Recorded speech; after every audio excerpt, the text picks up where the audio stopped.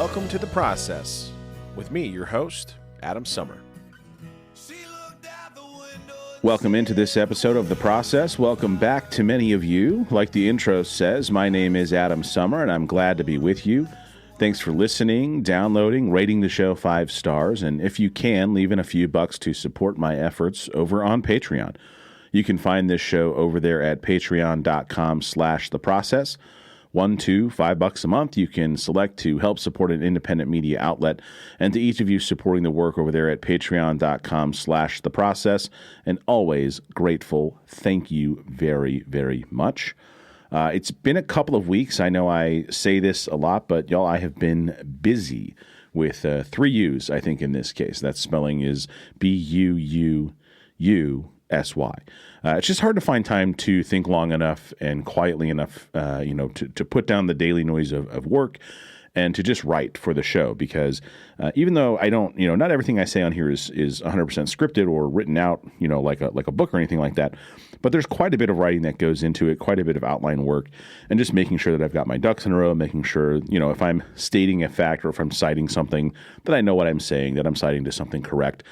And double-checking my work. So it does take a little bit of time, which is one of those things, I've had people ask me in the past, and I'll just say it here, if you're thinking, I need to make a podcast, I need to have a show, you go for it. It's not hard to literally make the thing. What is hard to do is to make it over and over and over and over and over again, and to have a level of quality in it that you are comfortable putting it out into the world. That's what is really difficult. Winging it. I can do it for a conversation here and two. There's some people that I've talked to enough that I know that we can sort of come up with a topic and we're going to have a good conversation. But for the most part, there's a lot of prep that goes into it. So I appreciate your patience in me getting these shows out. And you got to do the prep. You got to do the prep. It's just the way it goes. So I had time to do the prep this week. There was some stuff that all sort of fit together in a way that I thought made sense. So I am recording this early on the 13th of April, prepped most of it on the 12th. So from a timestamp standpoint, depending on when you listen to this, some of what I say may or may not, be true anymore or make sense anymore, because that's the sort of environment we're living in right now with Trump, is that things are shifting so quickly from place to place as he sort of runs, from fire to fire. It's a very reactive administration and presidency is what I'm finding so far, is that, they're talking about it like they have this grand plan, but they're such slaves to the popularity issue. And, you've got, on one hand, you've got these billionaires and these folks who are not, these are not Republican conservatives. These are just good old fashioned oligarchs who are trying to, further their place and their power and entrench their wealth and power in such a way, that it's basically untouchable. And on the other hand, you've got Trump, who kind of wants to be those guys, but also is so desperate for love and affection and, being told he's special. I really just, it's wild how much the guy, just wants to be adored, but he does these ridiculous things, but then he walks him back. It's all sort of connected that way. So anyway, on this episode, I'm talking about the Missouri legislature. I'm talking about the Federal SAVE Act that was just passed in the House. And I am going to touch on the whole tariff market conversation because, yes, it is beating a dead horse in a certain way, but there's some context there that I would like to put it all in, that I've seen some people touch on some of the context, but just trying to put the picture together all the way. Lots to talk about, so let's get to it. The markets. All right, we're going to start there. We're going to start with the tariff market conversation. So quickly here, last weekend when the tariff willy-woney of it all, I had concluded then, one, it's pretty clear that the real goal here is market manipulation. And I was not alone in coming to that conclusion. It seemed pretty obvious that walking into the week, the conversations that I was having with people that I trust on this stuff, we all kind of had the same takeaway, which was that this past week of April, that it was going to be up and down, right? That the market was going to plunge and climb and plunge and climb, and that there was going to be all kinds of back and forth. Trump himself had come out and said it's going to be a great time to get rich, right? So it just looked like that's where we were headed, and that's true, by the way, what Trump said about, hey, it's a great time to make money or a great time to get rich. Like, if you have a pile of cash and time to watch the market and the ability to set up trades, and you don't have to worry about losing some money as well, then sure. But if you're a person who's just saving for retirement, right, especially if you're a person who's just trying to retire, maybe you're near retirement age, that was the sound of a vacuum being hooked up to your retirement savings. Not a good time to get rich if you're somebody who's been just trying to do the right thing for so long, which is another reason when the GOP floats privatizing Social Security, my eyes get temporarily stuck in the back of my head from rolling them. And two, there is no cohesive master plan. That's part of the MAGA fan club interpretation of Trump that never ceases to amaze me.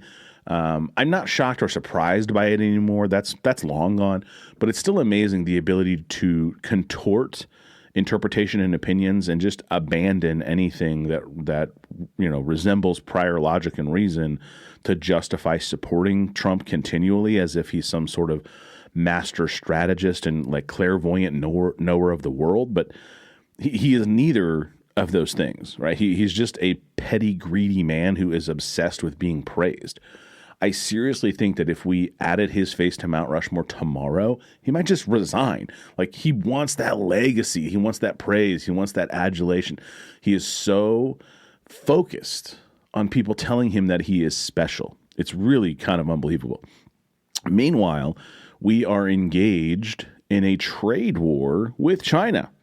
So a few reasons why that's stupid. First, a huge amount of the things Americans are used to buying as part of everyday life come from China.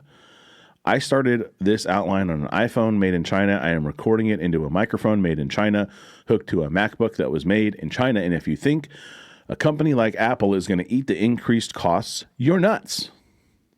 And he's already backed off, by the way. By the time I finished writing all of this, before I recorded it, they had already said, oh yeah, by the way, technology devices, we're just going to carve those out. So it's not even the full tariff. They immediately backed off of the stuff that they knew was going to piss people off the most. Second, most of the countries that have, quote, negotiated are also tiny and dependent on our importing what they are producing, particularly in the garment industry. Third, and I think most important, China has 1.1 billion people, a command economy, no democratic elections. And while a third of its economy is based on trade, we are talking about the largest economy in the world, second in GDP only to the United States. They have a GDP that is $13 trillion greater than the third place country. Okay? The gap between the United States and China is roughly 10 trillion. There are zero other countries other than the United States and China with a GDP that is greater than $5 trillion. Okay? The third largest country, just under 5 trillion. China, 13 trillion greater than that country and 10 trillion behind the United States, for some scale. So in short, I don't think China minds a staring contest, and I don't foresee them blinking anytime soon. They know all they have to do is wait. It took a week and electronics were already exempted. Why would they do anything but wait? They're going to sit back and they're going to say, Donald, it's your move. And so far, his move is to retreat. The SAVE Act. All right, this is a bill that has been going through Congress. It is H.R. 22 from Chip Roy of Texas, which, if you follow Congress at all, the phrase from Chip Roy of Texas should tell you basically everything you need to know. But H.R. 22, the SAVE Act, is essentially, at its core, it is a voter registration act. And what it does is, if you're familiar with the Real ID, which I'm in Missouri, we've had the Real ID in Missouri for a while. I have mine. I got it a while ago. And it is useful in that it is easier in terms of dealing with airport security. Also, I went to renew my license, and because it was a Real ID, they basically just went, yep, and renewed it. So there's some stuff to it that's useful in terms of that type of ID setup. But the bottom line is that what we're talking about is requiring additional information just to register to vote.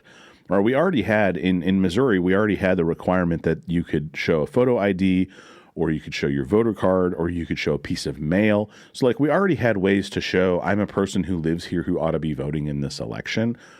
What they're talking about is even further than that, based on pure citizenship and only citizenship, and is a much more onerous task, and especially if you're somebody who has ever had your name changed. So it's the part of this law, documentary proof of United States citizenship, is used in this act. The term documentary proof of United States citizenship means with respect to an applicant for voter registration, any of the following. 1, a form of identification used consistent with the requirements of the REAL-ID Act of 2005 that indicates the applicant is a citizen. 2, a valid U.S. passport. 3, the applicant's official United States military identification card. 4, a valid government-issued photo identification card issued by a federal, state, or tribal government showing that the applicant's place of birth was in the United States, which is its own separate type of ID card, not your standard license. A valid government-issued photo identification card used by a federal, state, or tribal government other than an identification described in paragraphs 1 through 4, but only if presented together with one or more of the following: a birth certificate with the same name. I'm going to come back to that. An extract from the United States hospital record of birth, a final adoption decree showing the name and place of birth, a consular report of birth abroad, a naturalized citizen certificate, American Indian card. The name stuff is what's really interesting, because really the best way I can describe this bill is that it is a sledgehammer being used as a fly swatter. Okay, it is important to have secure elections that we can trust. Absolutely. No question about that. Have we had actual proof of any kind of election manipulation that would require us to pass a law like this? Well, that's the thing. Not really. Not even close, in fact. And more importantly, not in the form of fraudulent voting by non-eligible people. We've had some evidence of people grabbing ballots. We have there was the Republican with a literal trunk full of ballots. You know, there's a handful of stories out there like that. But we're not talking about impersonating people. We're not talking about non-citizen voting. We're not talking about something that could be solved with identification cards. We're talking about other types of bad actors. In reality, the SAVE Act makes it harder to vote for any person who does not use their birth name and has officially changed it. Married women, trans persons, anyone that's been adopted and had their name changed. And while folks are yelling about it being Republicans and only Republicans, it's not. This is an excerpt from a piece in the New Republic about this bill when it passed. Republicans, and apparently some Democrats, are still obsessed with limiting non-citizen voting, which is already illegal and exceedingly rare. The House on Wednesday passed the Safeguard American Voter Eligibility Act, or SAVE Act, which would require people to present a passport, birth certificate, or other documentation providing citizenship in order to vote in elections. The legislation is so extreme that many have warned it could even make it harder for married women to vote. And then from the AP article on the same thing, it eventually becomes the law. The SAVE Act, if it eventually becomes law, the SAVE Act would take effect immediately and apply to all voter registration applications. This has no impact on individuals that are currently registered to vote, said Rep. Brian Steele, a Wisconsin Republican who's been advocating for the bill. Maybe that's true. Voting rights groups say there is more to the story. The law would affect voters who already are registered if they move, change their name, or otherwise need to update their registration. That was acknowledged to some extent by the bill's author, Republican Rep. Chip Roy of Texas, during a recent hearing on the legislation. Quote, "The idea here is that for individuals to be able to continue to vote if they are registered," Roy said. "If they have an intervening event or if the states want to clean the rolls, people would come forward to register to demonstrate their citizenship so we could convert our system over some reasonable time to a citizenship-based registration system." In other words, if your state has Republican control, they can just kick all the Democrats off the rolls and make everybody jump through the hoops to re-register. This is further from the AP article now. I'm going back to that. But let's not forget the bill has passed in the House and is yet to pass in the Senate. And that's where I'm going to pick it up. I'm not sure it has much of a shot in the Senate, which is good. I think it's going to be tough to get it through the Senate. I'm also very confident that Mark Elias and the team with Democracy Docket will bring suit immediately to challenge the measure's constitutionality if it ever does become law. The great irony, of course, is that this bill is a clear usurpation of the 10th Amendment, with the fact that the states have the right to conduct elections. The federal government doesn't actually have elections. The Supreme Court, a lot of the current members included, said back in 2011 that we didn't need federal voter protections the same way anymore. So this would require Roberts and Alito and Thomas to spit in their own faces, though I do get the distinct feeling that Thomas would be just fine with that. Meanwhile, here in Missouri, the Missouri GOP is taking aim at Amendment 3 and yet again telling voters that we are too stupid to be trusted. If you're not familiar, back in November in Missouri, we had a vote on Amendment 3. It was an abortion amendment, and it enshrined the right to abortion access, health care access in the Constitution of the state of Missouri. But the Missouri lawmakers are at it again. The people of Missouri did the work. The people of Missouri took the vote. The people of Missouri passed the law. Now the government of Missouri, led by a vast Republican majority, wants to tell us to sit down and shut up because we're too stupid to be trusted. Vox populi, vox Dei, the voice of the people is the voice of God? No, not to the Missouri GOP in Jefferson City. To them, it's vox populi should shut the hell up and do what they're told. State Rep Holly Jones is simply not bothering to listen to testimony. In a social post from Representative Jeremy Dean, he posted a picture of the submitted testimony, both in support and against, with only 68 out of 1,548 being in support and all the rest, nearly 1,500, against, with a clarification, with a comment by Yvonne Reeves-Chong that the number of support was actually even lower than the 68. So we're talking about essentially a rounding error of support and every other comment being against this ridiculous, undemocratic, anti-voter action by the people in Jefferson City. When a vote was taken to send the bill back to committee for a public hearing, a chance for voters to address the issue directly, a chance for people to come and be part of it, to have public comment, to have an open hearing, to allow the people into the people's building. Republicans blocked it. The bill, by the way, is HJR 72. HJR 72. So if you're in Missouri, it's a good time to email your rep, call their office, email them again, and then email them again to tell them you do not support HJR 72 because you support the right of the people to vote and determine their own way. Thanks for stopping by for this episode of The Process. I hope that you have a wonderful week out there. Looks like we should have some good April weather, some beautiful days, maybe some rain coming late in the week. So hold on for that. Pay attention and be safe out there. I will come back at you next time. I want to do an episode about what to do after the protests. There's been a lot of protesting, a lot of action out there. So I want to talk about what comes next. And so that is going to be the next episode that I do. So stick around for that. I'll be back with you as soon as I can. And in the meantime, be well.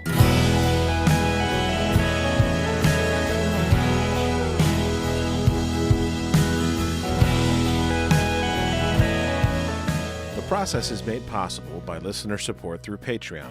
Go to patreon.com/theprocess or search The Process on Patreon. Thank you very much for listening. Thank you for those of you who support me through Patreon to help me make this content and continue making it as long as possible. Enjoy American Aquarium, the world on fire. TV, trying to find some meaning, hoping that we'd wake up from this dream sometime tomorrow. Well, the night came and went, not a damn thing had changed. That's when I saw a tear fall from her eyes. She said, what are we gonna do? What's this world coming to? For the first time in my whole life, I stood there speechless.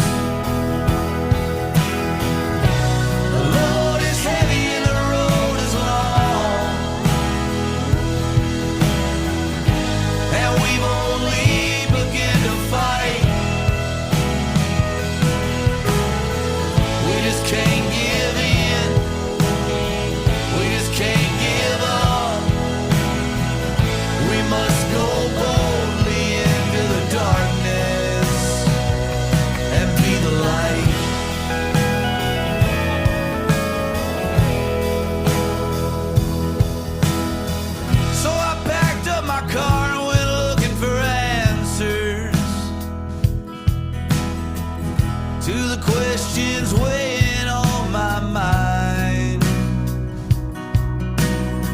When did the land of the free become the home of the afraid?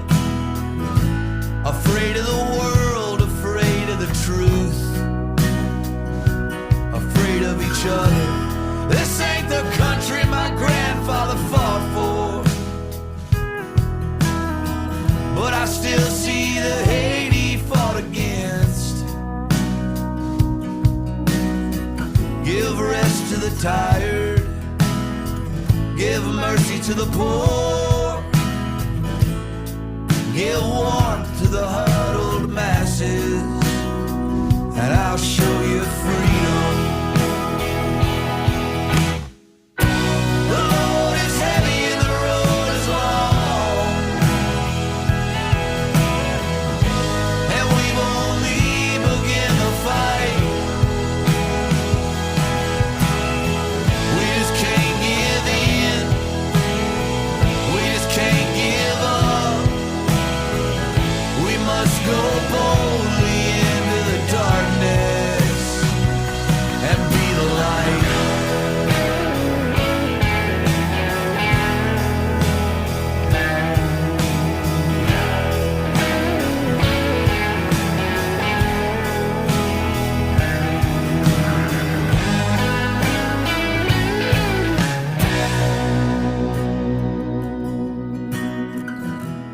I got a baby girl coming in the spring. I worry about the world she's coming into, but she'll have my fight, she'll have her mama's fire. If anyone builds a wall in her journey,